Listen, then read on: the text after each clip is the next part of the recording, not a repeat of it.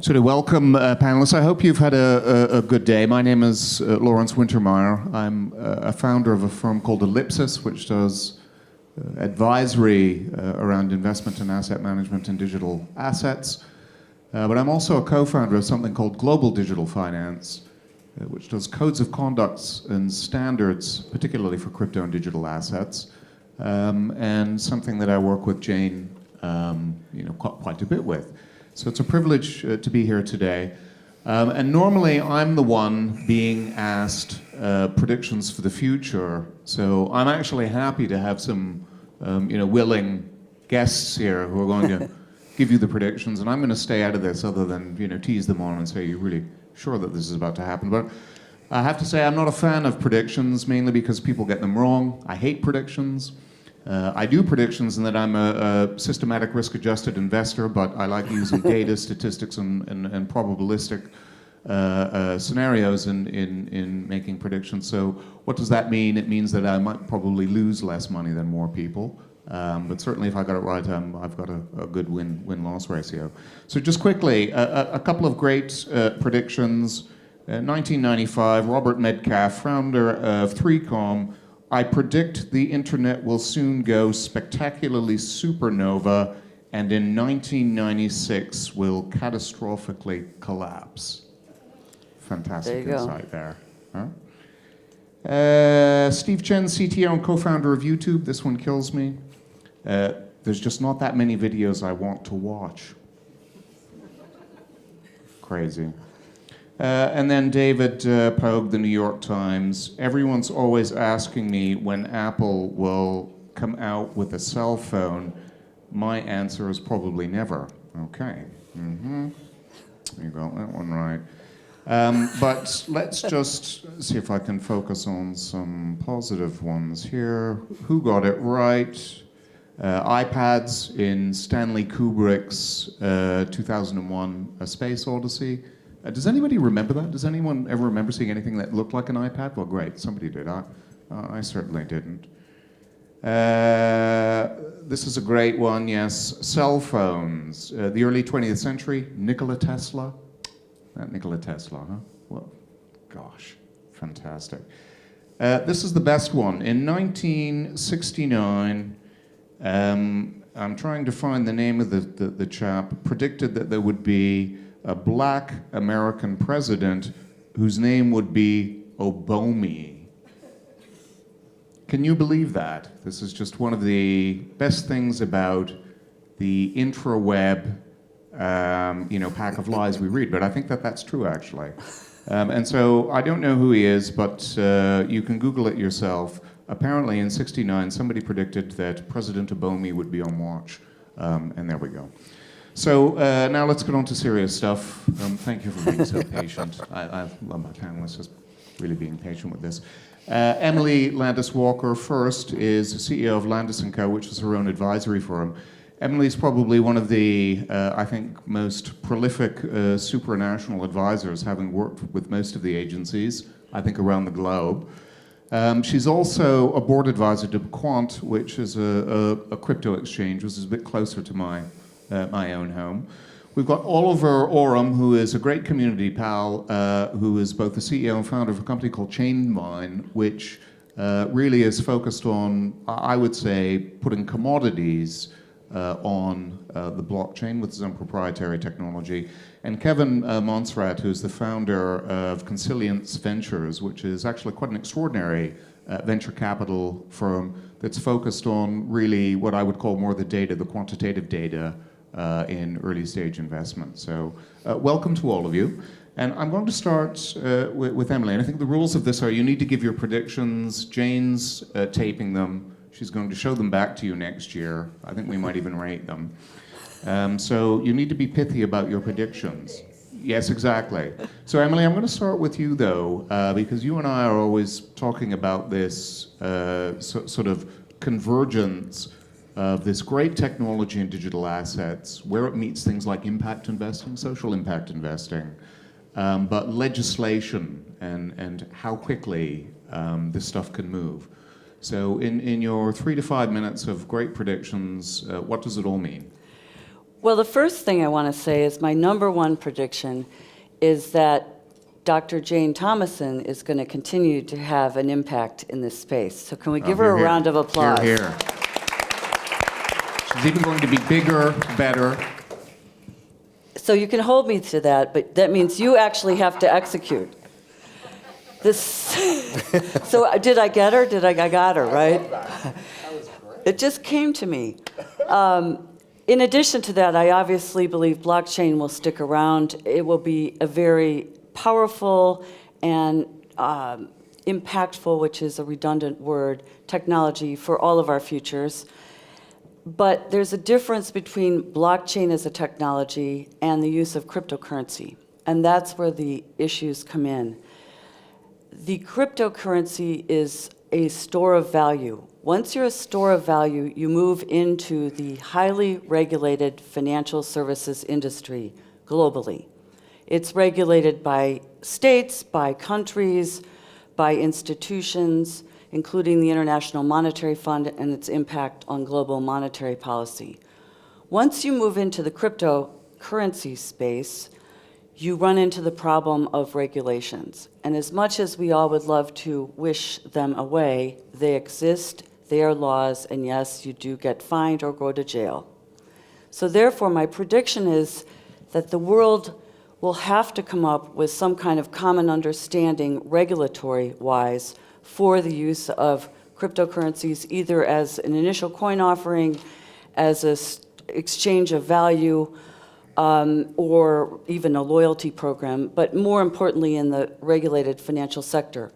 The issues we've got right now come in terms of the countries that have offered adequate regulations that allow legitimate actors to perform and use these currencies.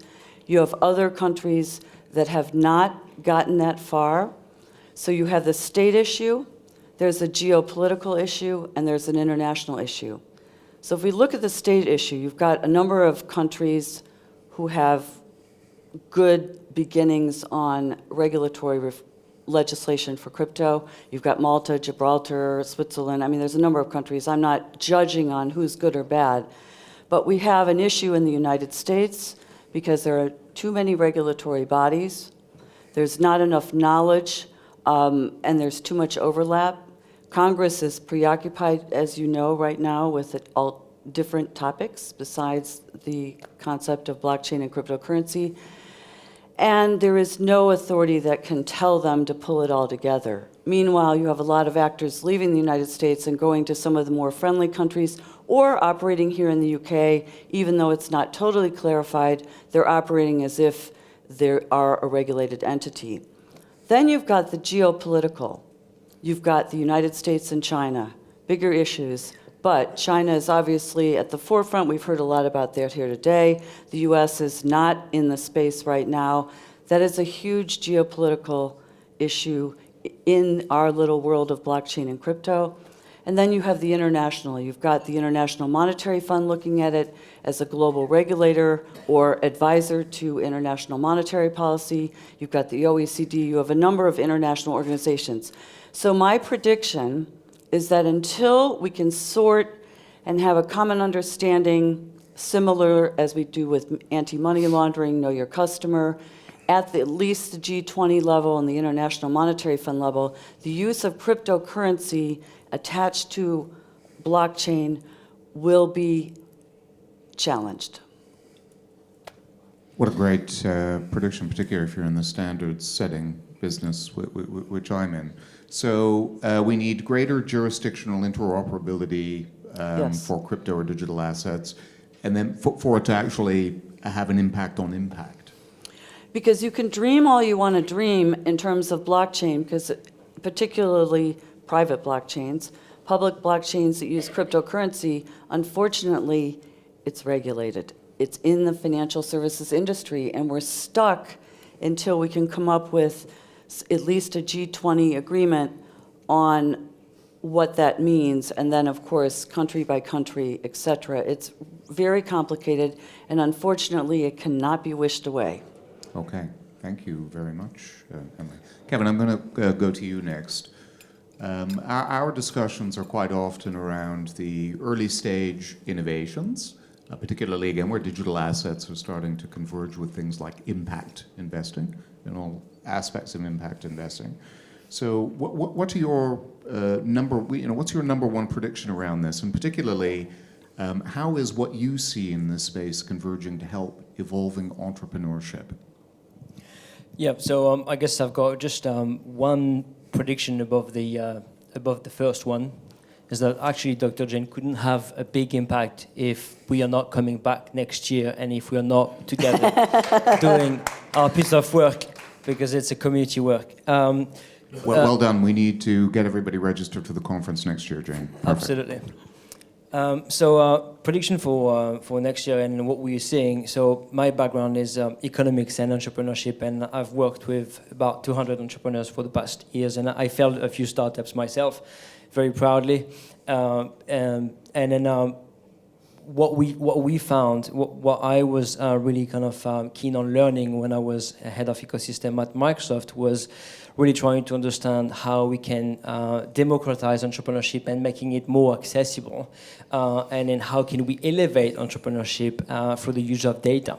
So part of my responsibilities also was to oversee a project around data crunching and buying every single API on the planet around startup data, and there are in the US very advanced associations try to do the same thing. But all of those data are fully disconnected. There is lots of data around funding, around team size, and then very little around execution capacity, which is what really matters, because of course the impact is on the execution. So I got a bit frustrated, and then I started to scratch my head around how can we create the next generation of entrepreneurs, how we can almost build a library of all of the do's and don'ts, and then make sure that we can automate part of the entrepreneurship process so that we would not see more than 80% of the companies failing as it is today. So there are two numbers to bear in mind. 75% of the VC-backed companies are failing, and 85% of the VCs are returning less than 2 times the money over a period of 10 years, which essentially is as good or as bad, depending on how you look at it, as the public market. So there are lots of frustration, and we've got to be able to create an economy which is, I would definitely call it an innovation-backed economy, an entrepreneurship-backed economy. My prediction number 2 is that we're going to go back to some sort of an asset-backed economy, because there's definitely a massive problem, disconnection between the printers, in some of those treasury, and then central banks. And then the actual market. And we're definitely seeing the market struggling between employment rate, between obviously interest rate, and then at the back, and that's where we're seeing the quantitative easing, all of those things are making absolutely nonsense. We know that there is lots of companies that have not recovered the 2008 GFC, and we know that actually there will be other problems very soon with our economy. So there will be another crash, and then the reason is that we are just completely disconnected from the reality. So how can we then together align ourselves with creating jobs, having a positive impact, and then protecting investors? And then that's not an easy answer, but I think there are solutions. I think blockchain has the ability to align interest of all of the stakeholders in our society. I do believe that there's a possibility to align every country's. And then, of course, we will need the support of the regulators. Of course, we'll need a few people to try some bold things, because we will not solve the problem. We won't solve the problem we're facing today if we still think the same way. And the massive problem, back to what I really like about Emily's point, cryptocurrency is almost kind of the way to do blockchain-based businesses. I think it's a pure mistake. I think we are not understanding blockchain enough at this point. I think there's lots of misconceptions. It's just the nature of it. We are always bad as humans to deal with new things. So as we are learning more about building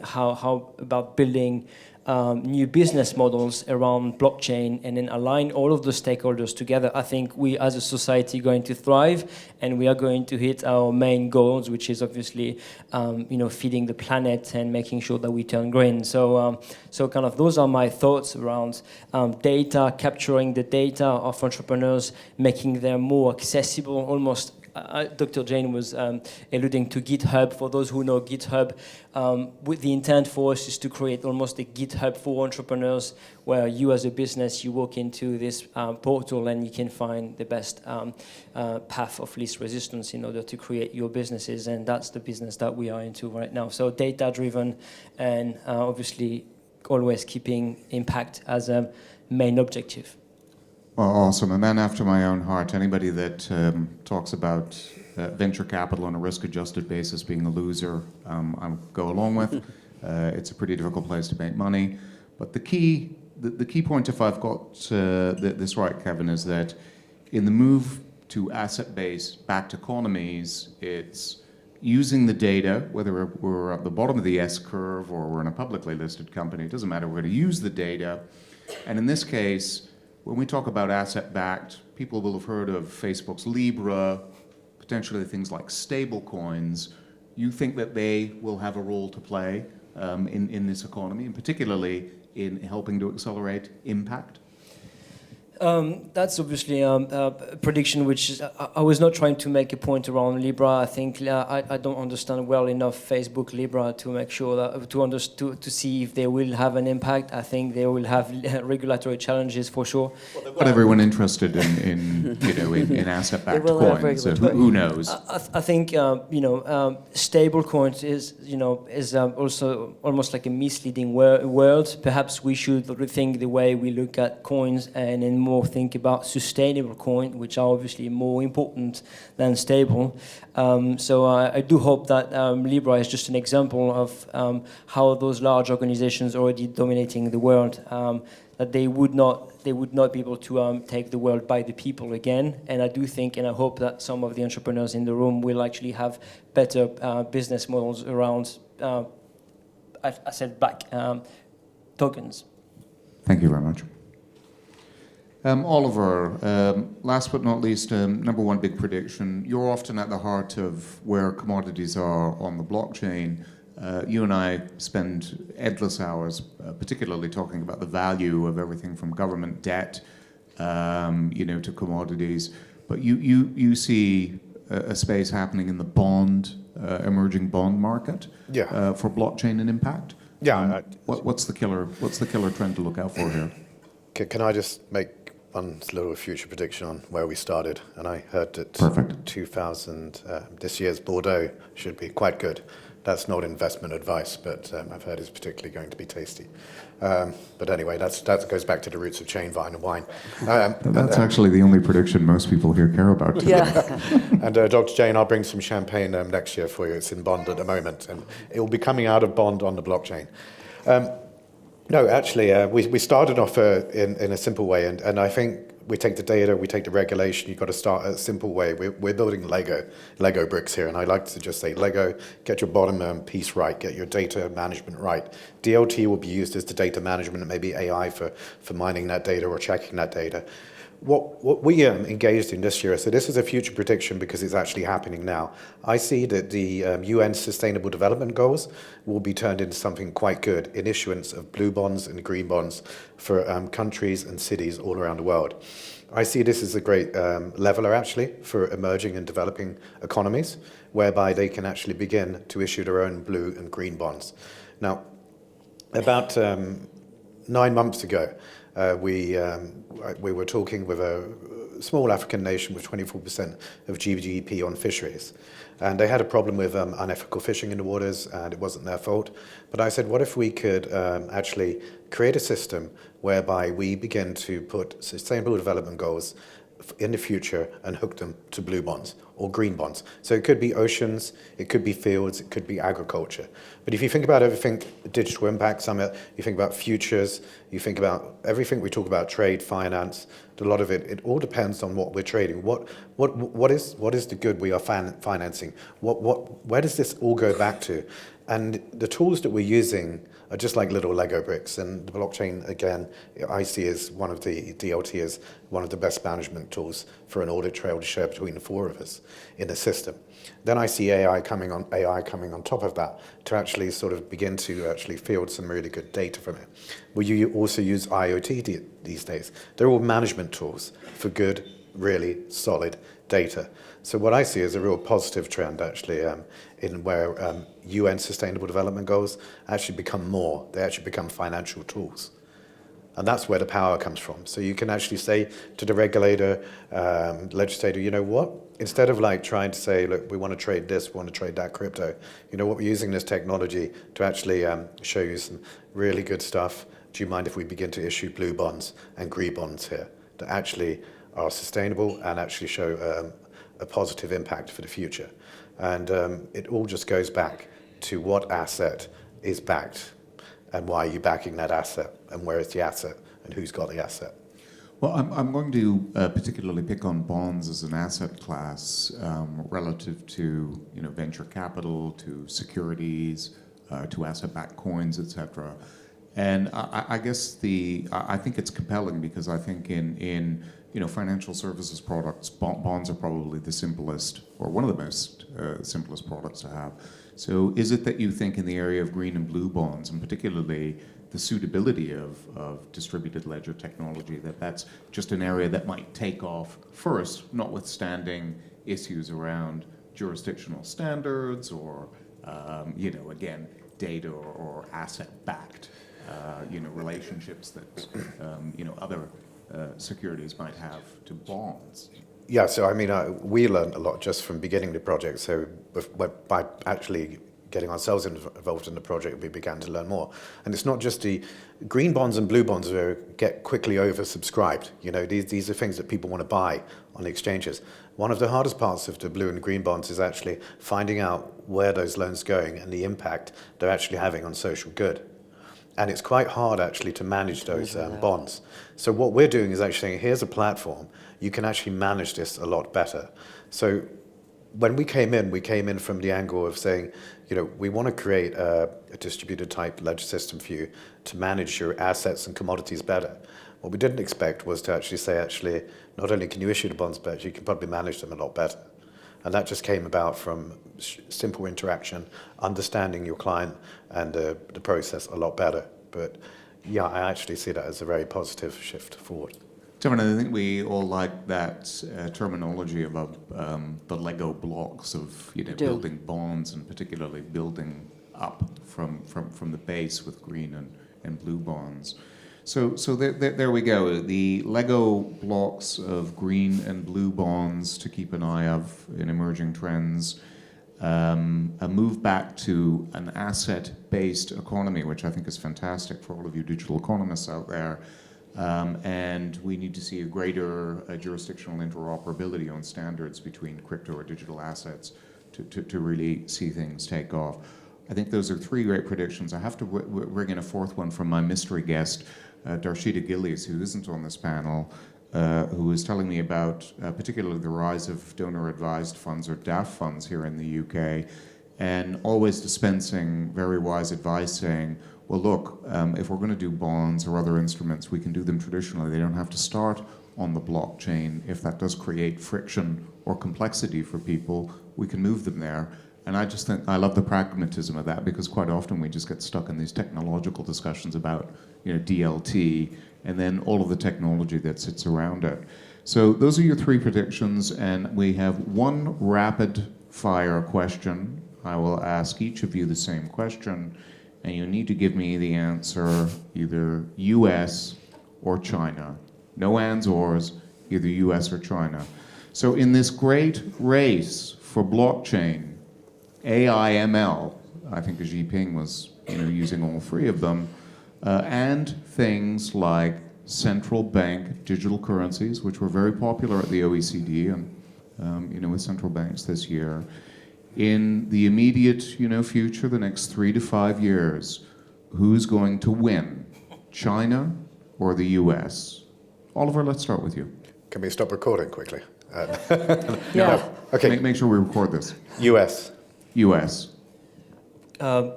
So there are 400 million youngsters in China, which is more than the total population in the US. Which means that if China moves, it's going to outperform the US by miles. That'd be China. That'd be China. Yes. Emily? I agree that China looks like it has the upper hand right now, but the U.S., once it gets its focus on this particular issue in the geopolitical world, will step it up and play the game. They are not going to allow the world geopolitical system to switch with allowing blockchain and crypto in the hands of China, so they will step it up. They will step it up. I love it. One U.S., one China, and one in between. You can't really beat that. Can I thank my panelists for a fantastic set of predictions? Dr. Jane, thank you very much.